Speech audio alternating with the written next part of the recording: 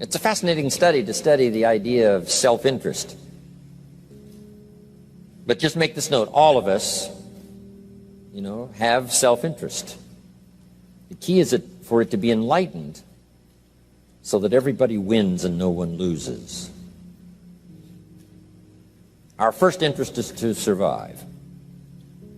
What does it take to survive? Our second interest is to succeed. What does it take to succeed? What does it take for me personally to survive and to succeed? Can I legitimately be interested enough in the things that help me both succeed and survive? And here's what I discovered. The answer is yes. It's possible to exercise self-interest, but to do it in such a way that no one loses, everyone benefits. Key phrase. Life was not designed to give us what we need. Life was designed to give us what we deserve. We do not reap a harvest in the fall because we need it. We reap a harvest in the fall because we deserve it. Not necessarily from a moral standpoint. Of course, there are some moral laws as well, spiritual and moral laws. But just the basic laws that simply say if you wish to reap, you must plant.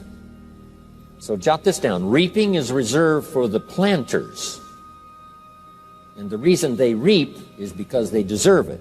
They're the planters. They deserve to reap. Interesting Bible phrase that says, if you keep knocking, you'll find open doors. Good phrase to jot down. If you keep knocking, you'll find open doors. Doors of opportunity. Doors of a chance to meet someone. Doors open for association. Doors open to find someone special. Doors open to find a unique business colleague. If you keep knocking, the phrase says, doors of opportunity are open to those who continually knock. So we don't find open doors of opportunity because we need them. We find them because we deserve them. Only those who knock deserve to find an open door. But the promise is, if you continually knock, you'll find doors of opportunity.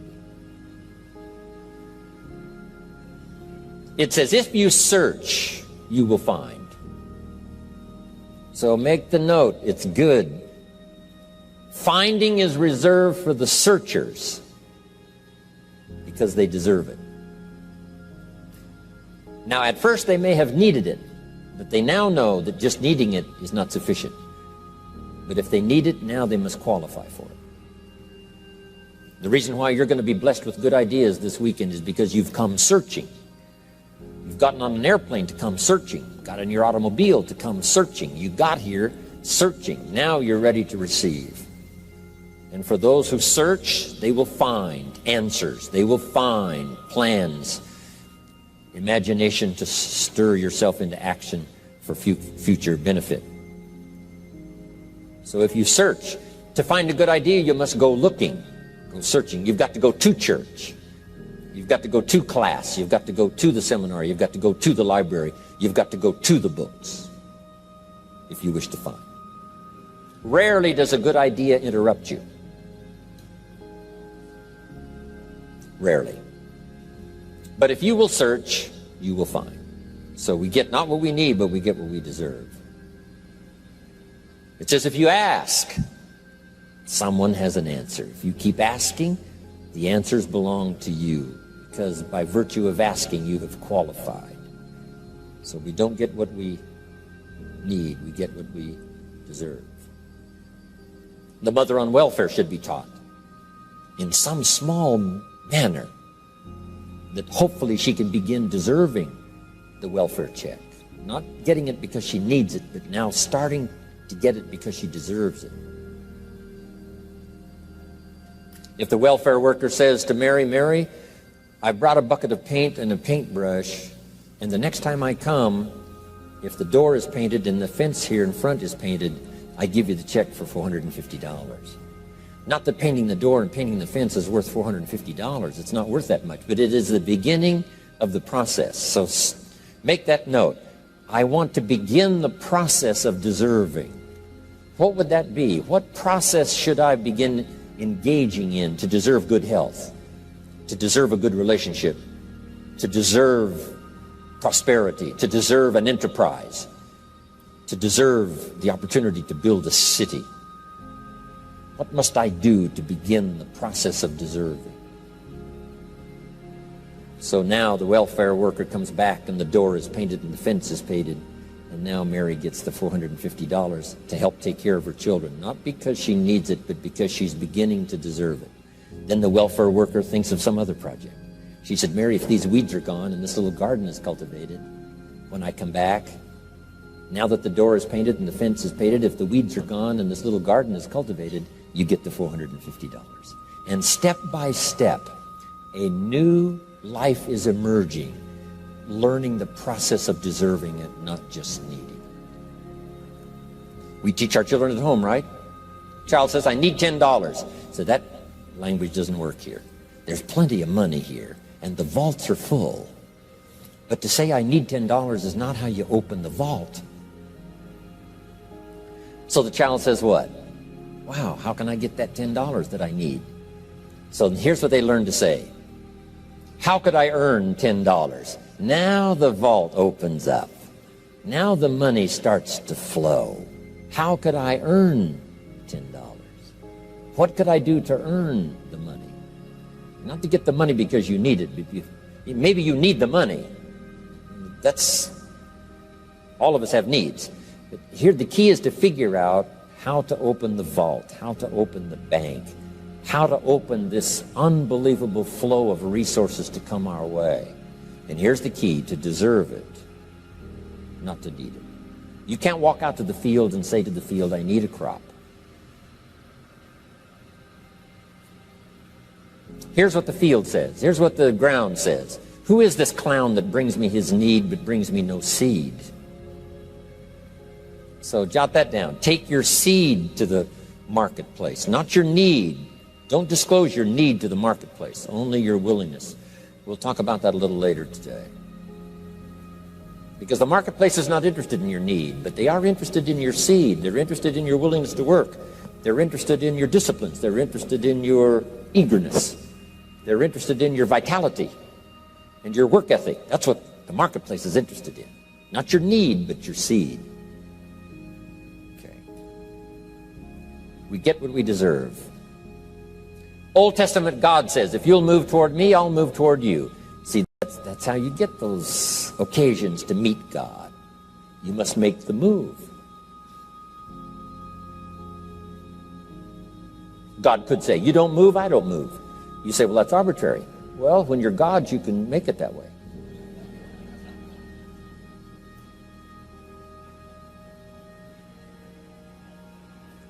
So, the law says if you wish to receive, now let's talk about enlightened self-interest. If you wish to receive, and we would call the wish to receive self-interest. But if it's enlightened self-interest, here's what it says. I understand that in order to receive, I must give.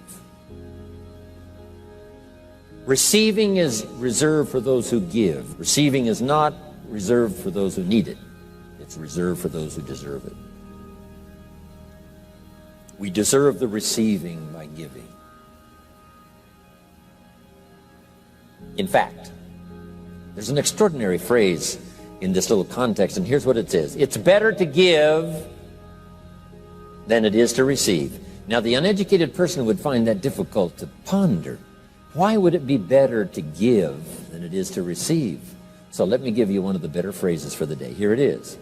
Giving starts the receiving process. So, of course, it's better to give than it is to receive.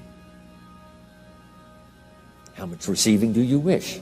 You must start the giving process. For me to receive my additional fortunes for the future, not necessarily for the money, because I don't need the money. I take the money, but I don't need the money. But here's what I do need, for someone to say a year from now, 5 years from now, Mr. Rohn, that seminar helped to change my life. And for whatever reason, I was brought here to this place for this time. And later someone says that. See, to receive that kind of thanks, it's unbelievable. Here's what you cannot buy. That kind of thanks. You can't buy it with money. You have to earn it.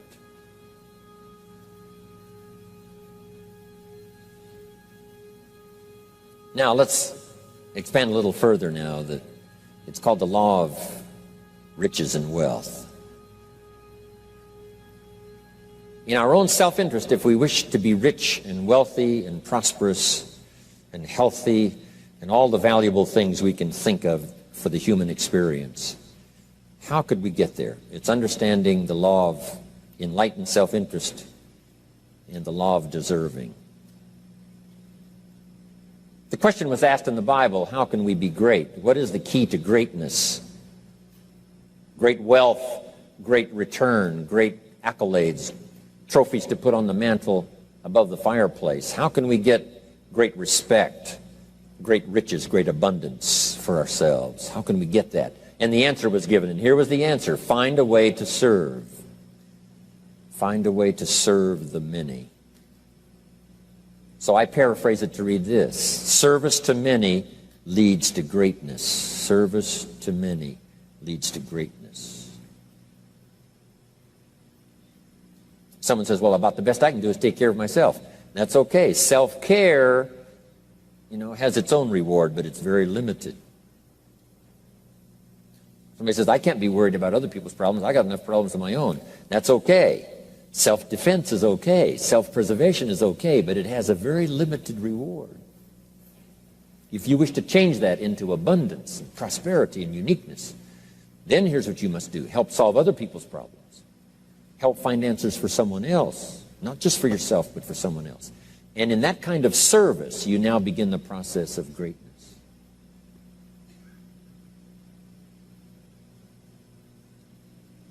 Someone asked the question, how can I be ruler over many? How could I manage a lot of people? How could I be the leader of a vast movement or enterprise? Here was the answer. Nothing wrong with that wish. We call that self-interest of the highest kind. Wishing to be the manager, the ruler, wishing to be presiding over many people. Here was the answer. Be faithful when the amounts are small. Be faithful when there's just a few. Be disciplined when there's only a few. That starts to entitle you to someday be ruler over many. You say, well, if I had a big organization, I'd really run it with a strong hand and I'd be a fabulous leader. But I've only got a few and I don't know where they are. See, that's not going to work. If you wish to preside over riches, you must start when the amounts are small. Someone says, oh, if I had a fortune, I'd really take good care of it, but I've only got a paycheck, I don't know where it goes. See, not knowing where it goes disqualifies you now for presiding over the fortune. We've all heard that, right? I don't know where it all goes. Did you ever hear that expression? Oh, we'd love to have you run the company. You don't know where it all goes. Somebody says, it just gets away from me. Oh, we'd love to have you run the world, right? It just gets away from you. Somebody says it's only pennies and it's only a few. Here's where you begin to qualify for abundance and riches and greatness and respect, is to be disciplined when the amounts are small. Someone finds it unique, right, that this many people would come and hear what I've got to say for a whole weekend, but this is not where I started. I started with just a few. But I was so on fire with the few, trying to translate for them in my awkward ways back then what had happened to me. My life got changed, my income got changed, my health got changed, everything got changed for the better. And now I've lived the most extraordinary life. But it started with my passion for just a few, to translate for just the few. Someone says, well, there's just a few here. Does this meeting matter when there's only a few? And the answer is yes. Jot this down. You never know who's in the audience, whether it's a few or 1,000 or whatever. But you got to be faithful when there's just a few. Tell your story when there's just a few. Be just as passionate about ideas that can change someone's life when there's just a few. Now you begin You're not fully qualified, but you begin the qualification to someday speak to many, someday preside over a vast crowd, someday be the manager or the leader of millions. It starts in those early days. To deserve it,